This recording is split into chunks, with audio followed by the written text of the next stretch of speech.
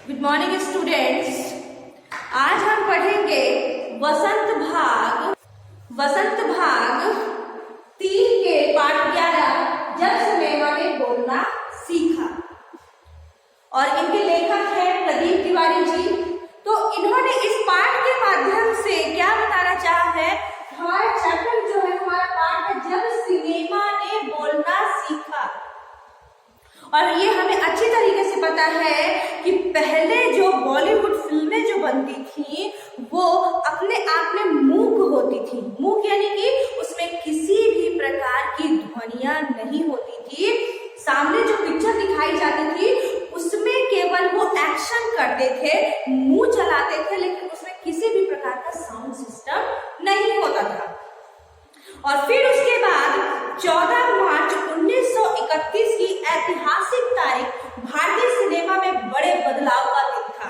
क्यों? क्योंकि 14 मार्च 1931 को एक पिक्चर रिलीज हुई, फिल्म बनी जिसका नाम था आलम आरा। और यह भारतीय बॉलीवुड की पहली फिल्म थी जिसमें उन कलाकारों को बोलते और बातें करते दिखाया गया था, यानी कि उसमें फुल साउंड सिस्टम था। और उसमें लिखा गया था कि वे सभी सजीव हैं, सांस ले रहे हैं, 100% बोल रहे हैं, 78 मुर्दा इंसान जिंदा हो गए हैं, उन्हें बोलते और बातें करते देखो। यानी कि क्या था कि जो पहले जो पिक्चर बनती थी वो तो एकदम मुख बधिर जैसी होती थी ना, कुछ सुनाई नहीं, बस देख रहे हैं, एक्शन कर रहे हैं। लेकिन जो 14 मार्च 1931 को जो पिक्चर बनी थी उसमें सारे सजीव पार्ट थे, 78 लोगों ने उसमें पार्टिसिपेट किया था और सारे लोग ही बातें कर रहे थे, उनकी ध्वनियां, उनकी मुख की ध्वनियां सुनाई दे रही थी। अब यहाँ पे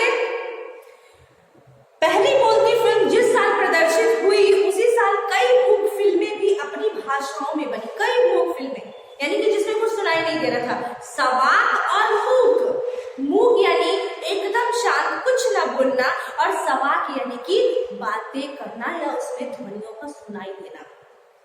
मगर बोलती फिल्मों का ये नया दौर शुरू हुआ था 1931 से।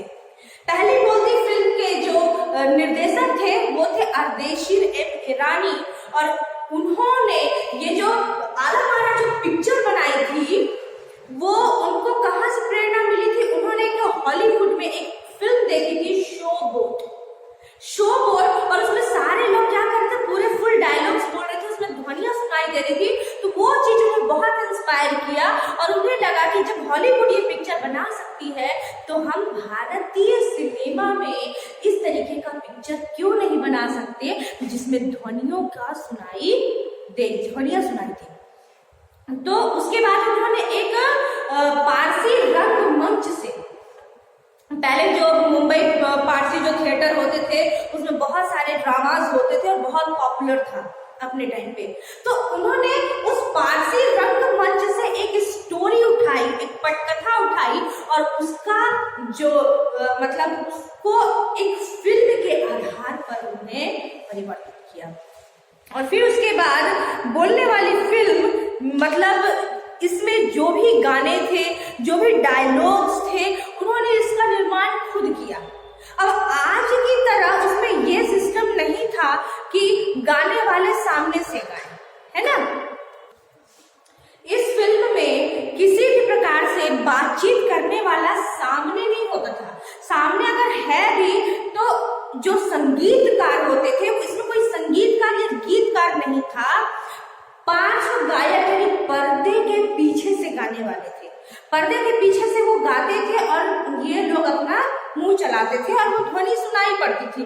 तो अर्देशीर ईरानी ने कई धुनें बनाई, कई संगीत बनाई और स्वयं बनाई।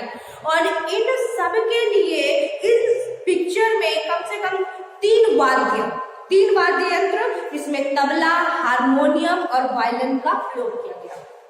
तबला, हारमोनियम और वायलिन का प्रयोग किया गया, जिसमें एक गाना बना था, दे दे खुदा के नाम पर प्यारे अगर देने की ताकत है। तो ये जो गायक कलाकार होते थे पर्दे के पीछे से गाते थे, इसमें किसी भी संगीतकार का नाम नहीं दिया गया। और सबसे बड़ी बात, जो मूक पिक्चर बनती थी लिया जाता था। लेकिन अब आलम आरा ऐसी थी कि जिसमें हमें साउंड भी देना था, है ना, और आवाजें भी करनी थी। तो आवाज के आधार पर, ध्वनियों के आधार पर ये जो प्यूरी पिक्चर है रात को बनाई गई। कृत्रिम लाइट की, कृत्रिम यानी कि आर्टिफिशियल लाइट की व्यवस्था की गई, प्रकाश की व्यवस्था की गई और उसमें ये सारी पिक्चरें बनाई जाने लगी। अब इसमें आलम आरा ने भविष्य में कई स्टार और तकनीशियन तो दिए ही, कई स्टार आलम आरा ने कई यानी 75 लोग तो थे ही। अब जब पिक्चर बनना शुरू हुआ तो आगे आगे कई स्टार तकनीशियन मिलते चले गए। इसके अलावा अर्देशी हुमरानी ने लगभग 150 मूक फिल्में और 100 सवाक फिल्में बनाई। मूक जिसमें साउंड नहीं था और सवाक जिसमें फुल साउंड आपको सुनाई देता था। तो 150 मूक और 100 सवाक फिल्में उन्होंने बनाई।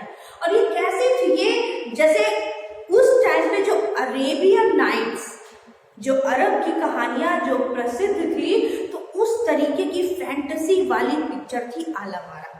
क्यों? क्योंकि उस समय की जो पिक्चर आलम आरा जो भरपूर फैंटेसी वाली थी। क्यों? क्योंकि सारे लोग जुड़ गए थे कि आखिर बोलने वाली, सुनाई देने वाली पिक्चर कैसी होगी। क्योंकि लोगों ने सिर्फ मूक पिक्चरों में लोगों को हिलते डुलते देखा था, बातें बोलते या बातें करते नहीं देखा था ना। तो उनको सिर्फ ये था कि बात करने वाली, सुनाई देने वाली पिक्चर कैसी होगी। तो इस वजह से ये बहुत ही चर्चे पर रही और लोगों की भीड़ भी बहुत ज्यादा थी। अब इस पिक्चर के जो नायिका थी वो थी जुबैदा और इसके जो फिल्म कलाकार थे, जो अभिनेता थे, वो थे विट्ठल। और विट्ठल अपने समय के, उस समय के बहुत ज्यादा पारिश्रमिक या वेतन उठाने वाले अभिनेता थे। लेकिन बीच में एक चीज ये भी हो गया था कि विट्ठल को बतौर नायक के रूप में चुना तो गया, लेकिन बाद में उन्हें निकाल दिया गया। क्यों निकाल दिया गया? क्योंकि विट्ठल जो है उनमें इसमें आलम आरा ने 2 भाषाओं का प्रयोग किया गया था। एक था आपका मराठी और दूसरा था आपका अरबी। अब ये जो फिल्म थी, इसमें जो अभिनेता थे, जो विट्ठल थे, तो वो बहुत ज्यादा पारिश्रमिक पाने वाले थे, लेकिन उन्हें बीच में निकाल दिया गया था। क्यों? क्योंकि ये मराठी, हिंदी और उर्दू का मिक्सअप था, इनमें इन भाषाओं का प्रयोग हो रहा था। तो विट्ठल को बाकी मराठी वगैरह तो ठीक था, लेकिन उर्दू बोलने में बहुत कठिनाई आ रही थी और उर्दू ढंग से ना बोल पाने के कारण उन्हें इस पिक्चर से निकाल दिया गया। और फिर उसके बाद उन्होंने इसके ऊपर केस किया और उनका केस मशहूर वकील मोहम्मद जिन्ना ने लड़ा और वो फिर से उस केस को जीत गए और उन्हें दोबारा उस फिल्म में एंट्री मिली और बतौर अभिनेता उन्होंने आलम आरा पिक्चर में रोल किया। इसके अलावा आलम आरा फिल्म के बाद भी विट्ठल जो थे काफी दिनों तक एक अच्छे अभिनेता और स्टंटमैन के रूप में सामने आए और आलम आरा में सोहराब मोदी, पृथ्वीराज कपूर, याकूब और जगदीश सेठी जैसे अभिनेताओं ने भी काम किया था। जो फिल्म उद्योग के प्रमुख स्तंभ रहे, पृथ्वीराज कपूर जो अपने समय के बहुत बड़े अभिनेता थे और फिल्म की स्टार्टिंग का जो किरदार माना जाता है, स्तंभ माना जाता है, उनका नाम उस समय बहुत चलता था, बहुत सामने आया था और आज भी लिया जाता है। इसके अलावा 14 मार्च 1931 को मुंबई के मैजेस्टिक सिनेमा में जो प्रदर्शित हुआ, 8 सप्ताह तक यह पिक्चर हाउसफुल रही और कई जो समीक्षक थे, जो आलोचना करने वाले थे, उन्होंने इसे भड़कीली फैंटेसी बताई कि अपने आप में बहुत ही भड़कीली फैंटेसी वाली मूवी है, लेकिन दर्शकों को इससे कोई प्रभाव नहीं पड़ा, कोई फर्क नहीं पड़ा।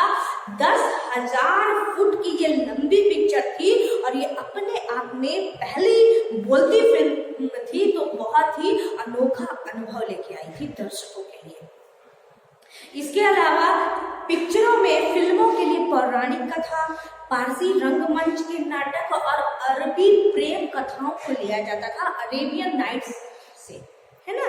और एक पिक्चर थी खुदा की शान, जिसमें महात्मा गांधी का रोल था और ये अंग्रेजों के प्रति तीखा प्रहार था जो उन्होंने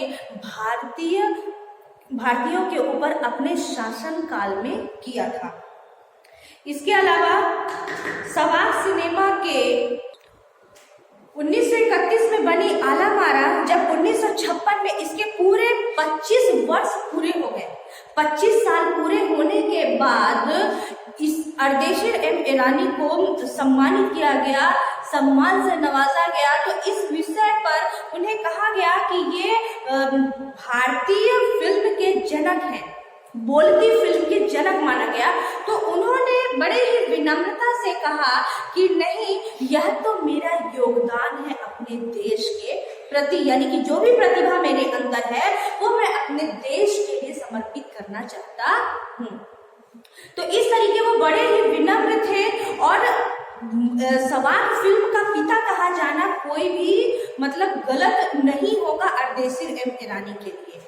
इसके अलावा जो पहली जो मूक फिल्में थी उसमें तो जो हट्टे कट्टे शरीर वाले स्टंट मैन, क्योंकि वो तो सिर्फ हिलते डुलते एक्शन करते थे तो कोई भी व्यक्ति चल जाता था, लेकिन सवाक फिल्मों से भारतीय फिल्मों में एक बहुत बड़े बदलाव का स्वरूप देखा गया। क्यों?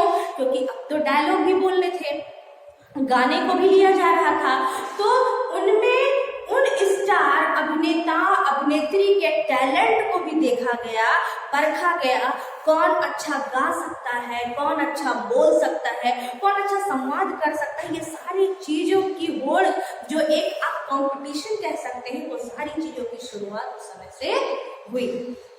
तो अब इतनी फैंटेसी इनकी बढ़ गई थी, लोकप्रियता बढ़ गई थी कि जो हीरोइनें थी, अब सुलोचना नाम की हीरोइन की जो हेयर स्टाइल थे वो उस समय के लोग जो थे, लड़कियां थी, बहुत ज्यादा अपनाते थे। अब बाद में आप देखेंगे जो देवानंद थे और जो एक्टर थे, उनके हेयर स्टाइल, उनके पहनने ओढ़ने का तरीका लोग काफी अपनाते थे, वो आज भी प्रचलित है, इसमें कोई दो राय की बात नहीं है। तो भारतीय सिनेमा के जनक फाल्के को सवाक सिनेमा के जनक अर्देशीर ईरानी की उपलब्धि को अपनाना ही था। यानी फाल्के साहब, जो दादा फाल्के साहब का जो पुरस्कार था, अवार्ड था, और सवाक सिनेमा के लिए जो अर्देशीर एम ईरानी को दिया गया, वो अपने आप में बहुत सही था, क्योंकि अर्देशीर एम ईरानी ने आलम आरा के थ्रू एक नए युग की शुरुआत कर दी थी। या आप कह सकते हैं कि आगे जो विकासशील भारत था, जो बढ़ता हुआ भारत था, वो अब पश्चिमी देशों को भी छूने लगा था। तो इस तरीके से हमने देखा मूक और सवाक फिल्में, यानी जब सिनेमा ने बोलना सीखा तो हमारे समाज में भी कई प्रकार की उपलब्धियां और बदलाव आई। आई होप ये चैप्टर आपको समझ में आ गया होगा। आप इसे ध्यान से सुनेंगे, पढ़ेंगे, और जो समझ नहीं आएगा आप मुझसे पूछेंगे।